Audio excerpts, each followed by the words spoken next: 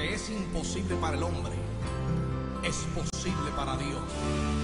No hay murallas que no pueda derribar. No hay enfermedad que Él no pueda sanar. No, no, no. No hay problemas que Él no pueda resolver. Bienvenidos a su programa que es más que un tema de salud. Para Dios.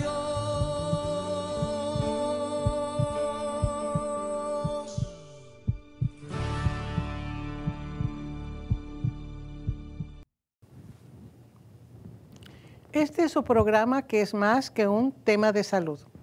Si en la escuela vamos de niños a la primaria, nos empiezan a presentar países, fotos de países.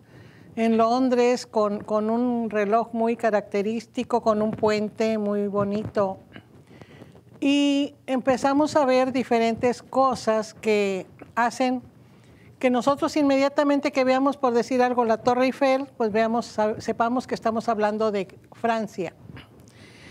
Y si usted empieza a hablar de Biblia con alguna persona, lo primero que le dicen es que usted es religioso.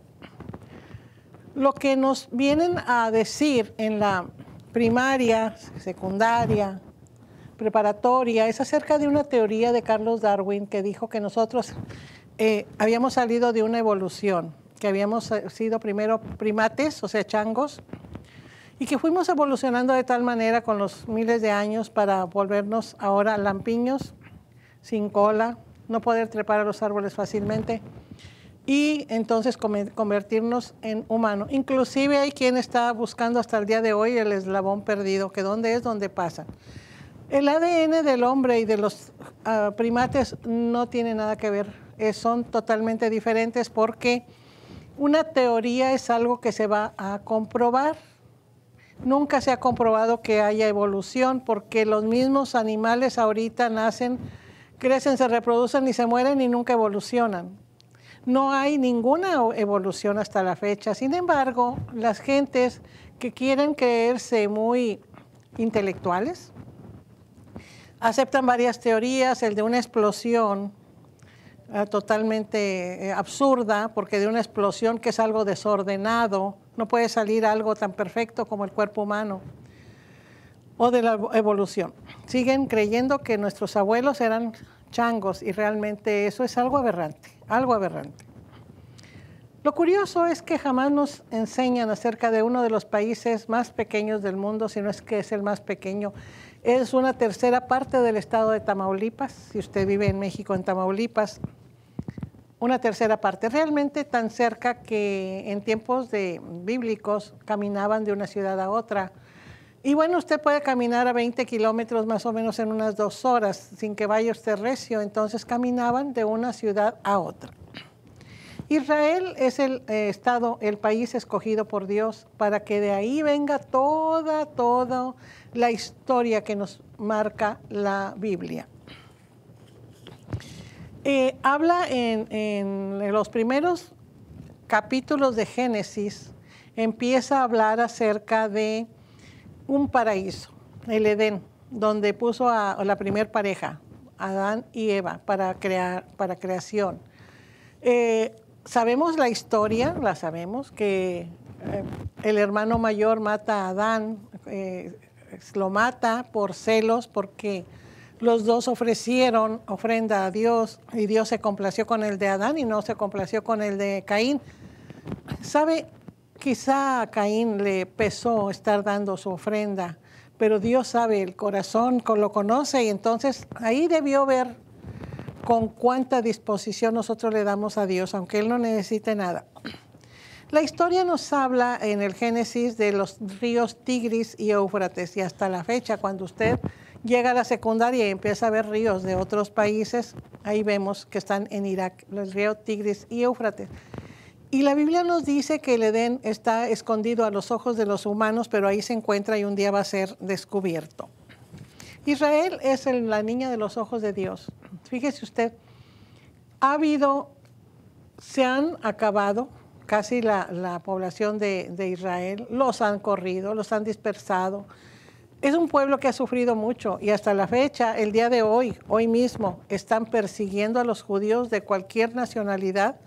Y hay promesas que nosotros vamos a estar viendo primero. Vamos a estar viendo cómo después de que se me multiplicó otra vez, cuando nuevamente tuvieron otro hijo, después de haber perdido a Adán, tuvieron otro hijo que se llamaba Set. Y de ese hijo vienen varias genealogías hasta llegar a Matusalén.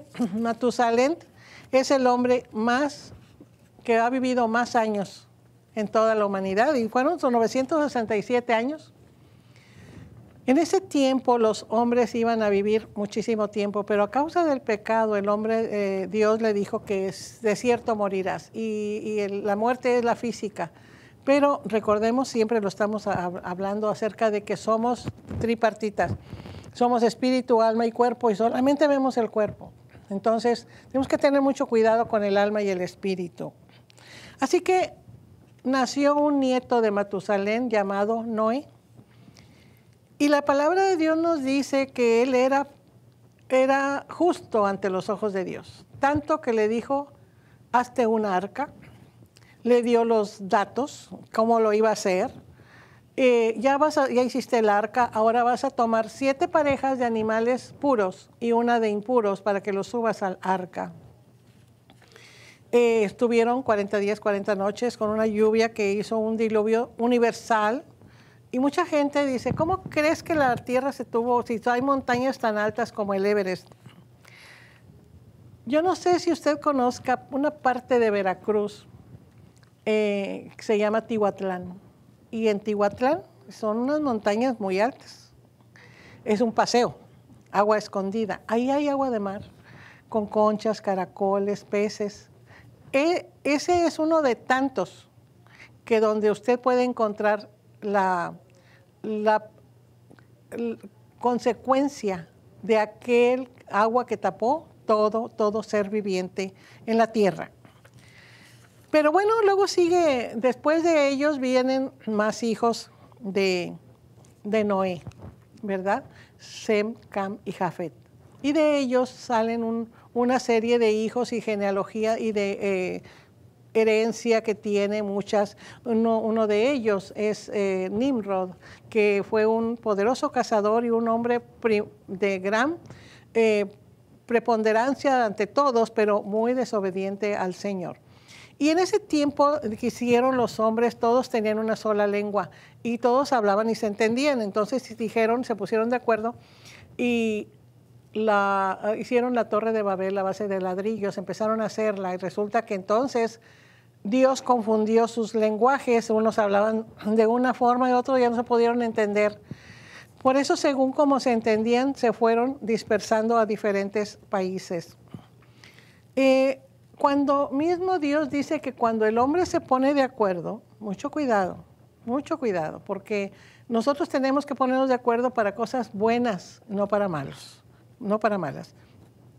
Y después de ellos, otra genealogía vino donde llega Taré, que era Tarea, el papá de Abraham sin H.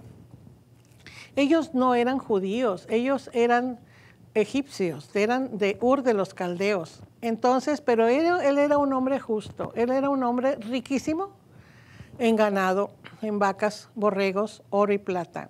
Y se había casado con una de las mujeres más hermosas de ese tiempo, con Saraí, antes de que le dijera, se llamara Sara, ¿verdad? Y le dijo Dios a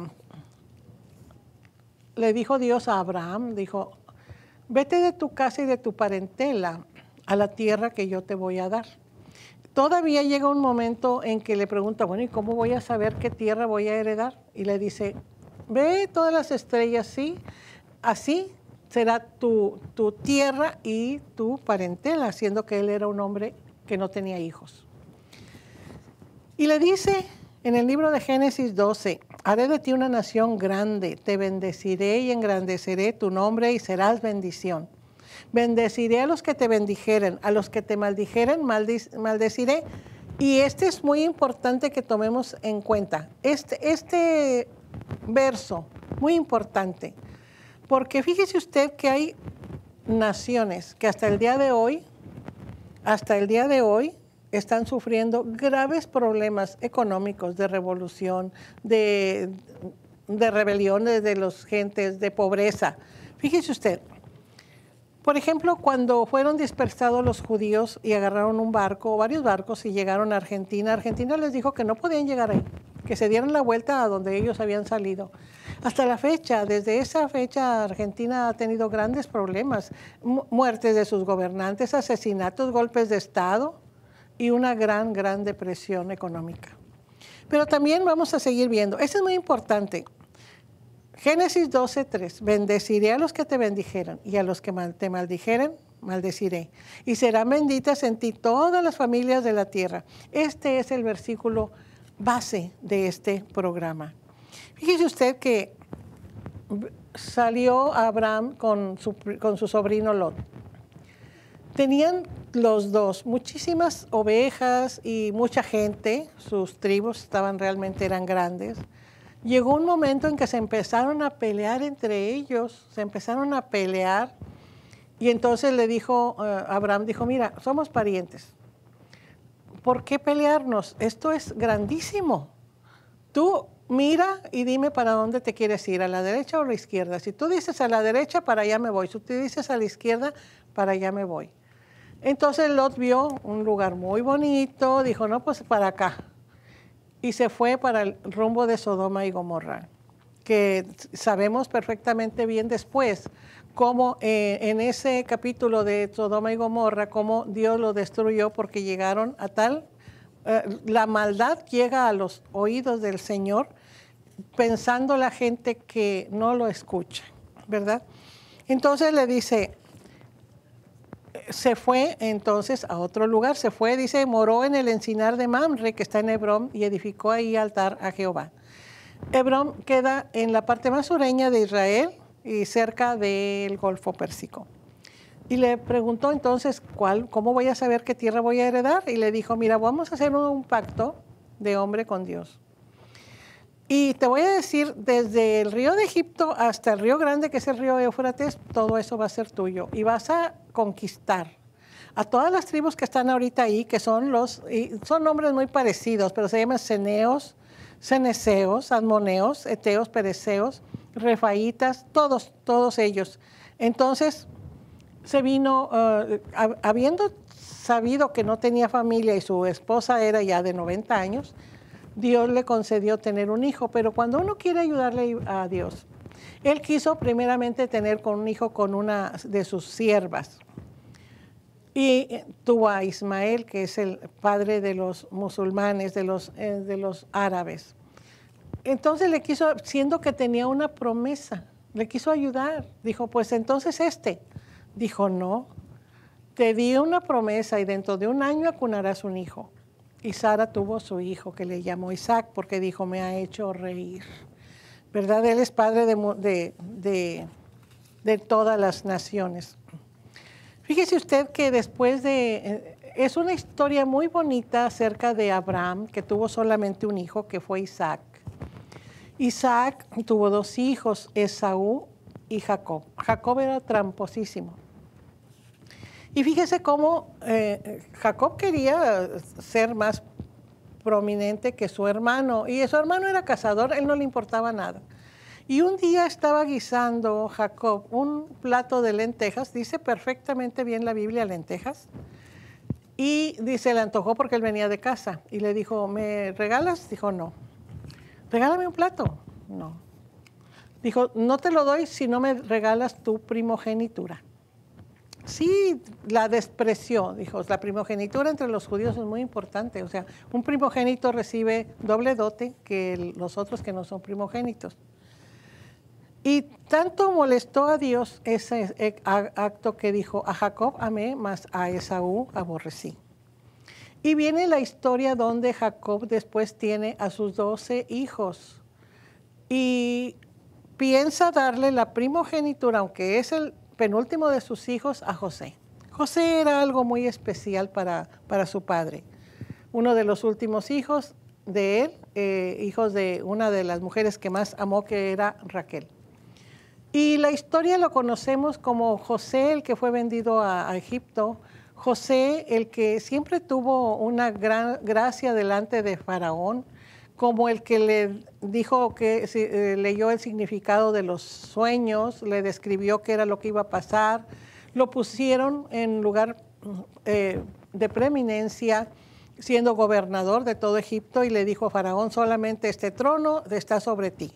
Le puso su anillo y a partir de ahí se trajo a su familia.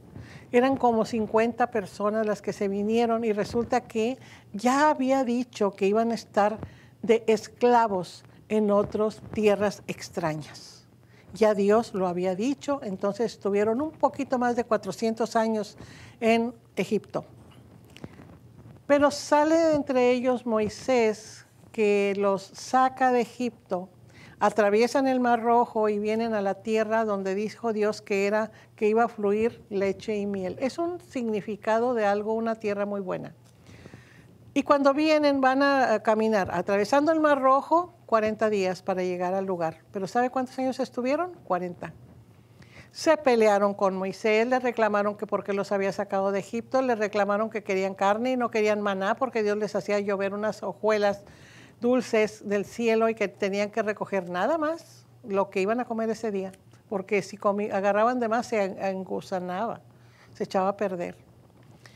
Y le decían que querían otra cosa, que como mejor nos hubieras dejado morir allá, ¿a poco venimos aquí al desierto a morir? Fíjate nada más, no tenemos agua, le sacaba agua de una roca.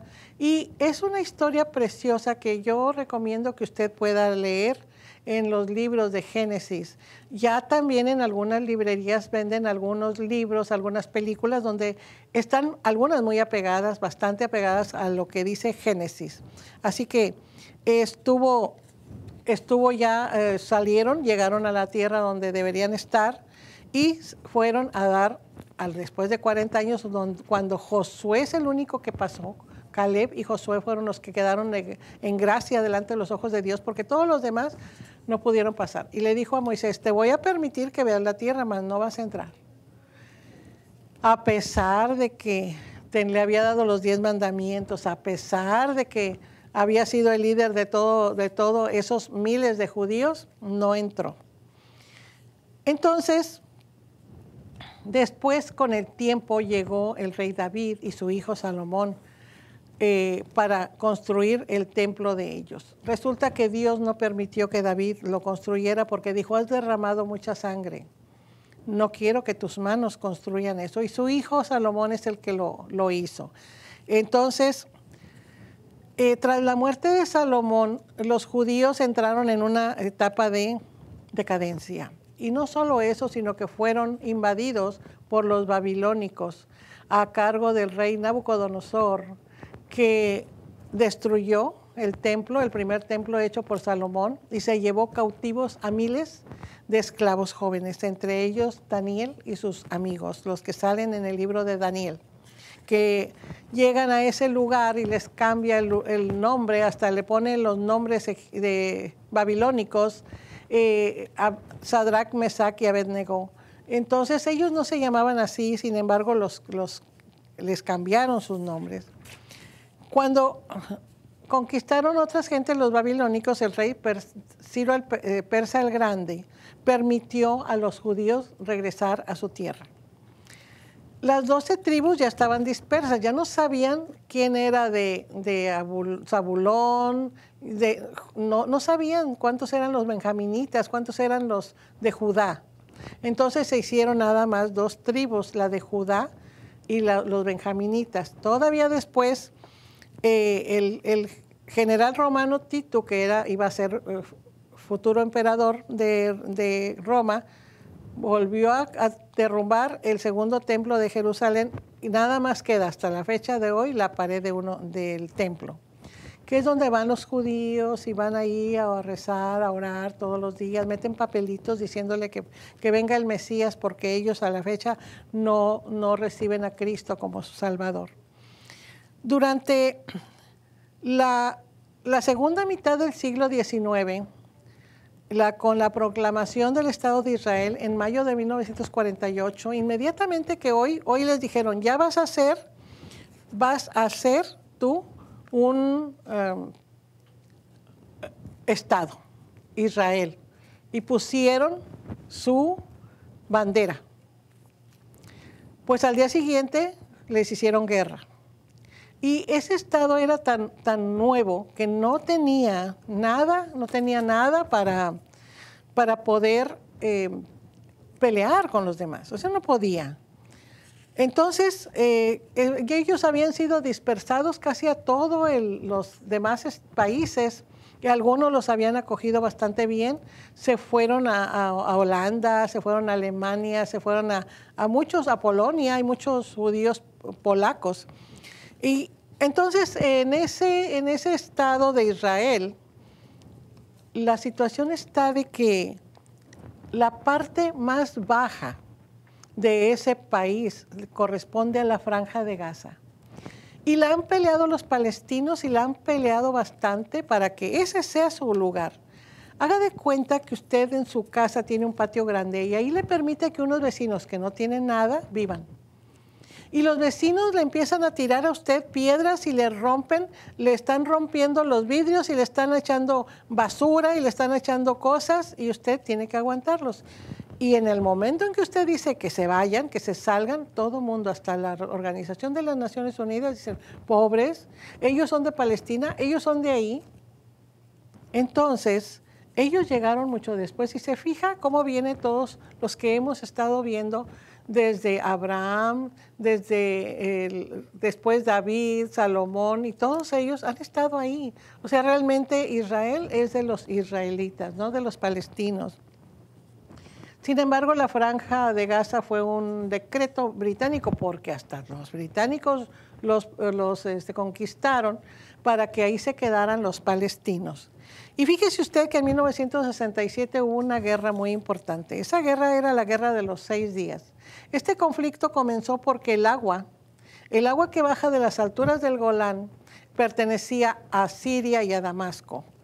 Y entonces dijeron ellos, no, porque va a llegar hasta allá, hasta el mar de Galilea. No, vamos a desviarlo. Y no pudieron desviarlo, pero esto fue un conflicto. Y este es un milagro, esa guerra, ya que ellos tenían muy pocos aviones. Y los presidentes de Egipto habían hecho guerra para conquistar de una vez, con otros estados árabes, para conquistar de una vez. Sin embargo, un día estando ellos, tenían los israelitas, muy pocos aviones, pero podían reabastecerse de combustible en solamente 8 minutos. Entonces, cuando salieron temprano, los otros apenas los egipcios estaban comiendo, almorzando, y estos fueron a acabar con todos los aviones. O sea, no mataban soldados, bombardeaban los aviones. Así que cuando quisieron los pocos aviones que despegaron, quisieron reabastecerse y ellos no estaban entrenados para eso. En 6 días lo conquistaron, aun cuando todavía el presidente Nasser dijo que bueno, ahora por tierra vamos a conquistarlos, y los dejó ahí a la buena de Dios. Se ve donde hay unas fotos donde están todos esos egipcios que entraron según conquistar Israel, se ven con las manos levantadas en señal de rendición. Hay mucha gente que ha odiado a Israel y ha dicho que no quiere nada con ellos. Uno de ellos fue Marilyn Monroe, una de las artistas de los años 60. Esta mujer estaba por hacer un show y llegó uno de los más grandes evangelistas a decirle, Dios me dijo que viniera a presentarle a Jesús para que fuera su Señor y Salvador. Él era un evangelista que llenaba estadios y que le hablaba a la gente y corrían a recibir a Cristo. Y ella le dijo, ¿sabe una cosa? Yo no necesito a su Jesús. En menos de una semana fue encontrada en su departamento muerta, quizá por una sobredosis. Eso es para que veamos que Dios es tan misericordioso, tan amoroso, que aún no importa cómo esté llevando una vida, todavía le da una oportunidad. Dicen las personas que Dios no puede ser tan malo para mandar a la gente al infierno. Y yo les digo, no, nadie, Dios no los manda, ellos solitos se van. Entonces nosotros necesitamos ver al pueblo de Israel como algo muy bonito. El presidente de Venezuela maldijo, Hugo Chávez maldijo al pueblo de Israel desde el fondo de sus entrañas, y le dio cáncer en menos de un año en sus entrañas. ¿Es Dios vengativo acaso? no solamente estaba viendo acerca del versículo que estábamos diciendo, que bendeciré a los que te bendigan y maldeciré a los que te maldigan, que es Génesis 12:3. Ese es nuestro mensaje. Dios le bendiga y le espero en el siguiente programa, que es mucho más que un tema de salud. Espero que el programa de hoy haya sido de gran bendición y de ayuda para usted, para que acuda oportunamente a sus servicios de salud o con su médico particular, con el médico que lo atiende. Y también que considere hacer una pequeña pero poderosa oración, donde vamos a recibir a Jesucristo como nuestro Señor y Salvador. En estos programas he tratado de traerle a usted el experto que va a hablar de un tema que le va a ayudar a usted para que tome decisiones oportunas. ¿Y cómo vamos a acercarnos a Dios? Bueno, vamos a acercarnos diciéndole una pequeña pero poderosa oración. Esa oración es la diferencia entre la eternidad con Dios o sin Dios. Pero nosotros vamos a hacer de que tengamos esa oportunidad de estar con Dios siempre. Diciendo: Padre Celestial, en este momento te pido, perdona mis pecados, dame vida eterna. Dame, Señor, vida eterna contigo, no sin ti. Te pido, Jesucristo, que entres a mi corazón, lo limpies y vivas en él. Y desde hoy, Jesús, te llamo mi Señor y mi Salvador. Amén. Como usted vio, es una pequeña oración. Hágalo usted, no le dé pena conteste. Llámenos a los teléfonos que están apareciendo en pantalla y escríbanos en el correo que también aparece ahí. Dios le bendiga.